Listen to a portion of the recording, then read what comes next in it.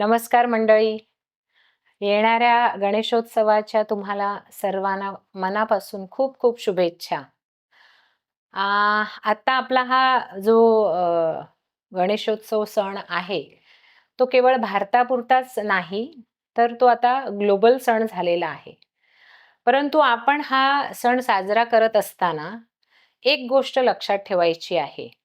गेली अनेक वर्ष वसई-विरार शहर महानगरपालिका सातत्याने प्रयत्न करत आहे इको गणपती म्हणजे आपल्या वसुंधरेला काही नुकसान होऊ नये, पर्यावरणाचं आपण संरक्षण केलं पाहिजे.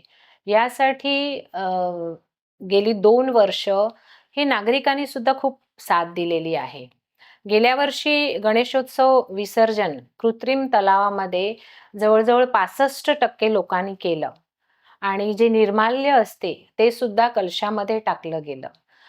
मला तुम्हाला सगळ्यांना एवढं आव्हान करायचं आहे, की यावर्षी सुद्धा गेल्या वर्षीपेक्षा जास्त लोकांनी ह्याच्यामध्ये सहकार्य केलं पाहिजे आणि आपल्या गणपतीचं विसर्जन कृत्रिम तलावामध्ये केलं पाहिजे. गेल्या वर्षी आपल्या वसई-विरार शहर महानगरपालिकेमधील जी बचत गट आहेत, त्या महिलांनी कलशामध्ये जे निर्माल्य जमा झालं, त्यातून हजारो किलो हे खत निर्मिती केली आणि हे चांगली जागरूकता आपल्या शहरामध्ये चालू झालेली आहे.